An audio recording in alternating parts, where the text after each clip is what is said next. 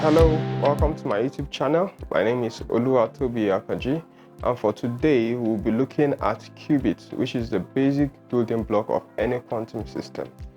Now, in classical computers, we have the basic building block called the bit. Now, what's a bit? A bit, just like I said, is the basic building block of any classical computer, and its state is either in a 0 or a 1. So that means that a bit is said to be either off, which is a 0, or on, which is a 1. However, in a quantum state, since a quantum computer, a quantum system, tries as much as possible to model the behavior of matter, and we've looked at it that matter, as observed in various experiments, has exhibited the wave and a particle kind of behavior. So we have the wave-particle duality. Now, in the quantum state, it tries as much as possible to model that in the qubit. Now, the state of a qubit is represented as a probabilistic combination of a 0 and a 1. So that means that it looks at the probability of the qubit to either be in a 0 state, in addition to the probability of that same qubit to either be in a 1 state. So the combination of these probabilistic setup now gives rise to the true value of a particular qubit.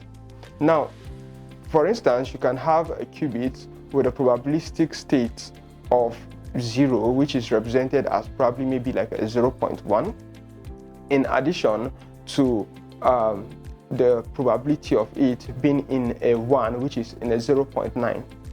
Now, if you were to add these two coefficients together, that is 0.1 plus 0.9, that should give us a 1, right?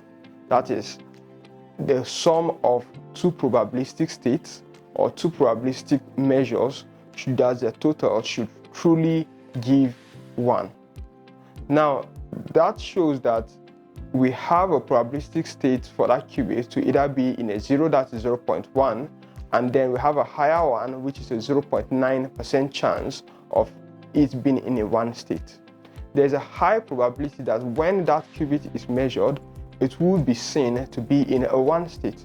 And once a qubit is measured, whatever value one gets from that measurement remains the value for that qubit all through its life.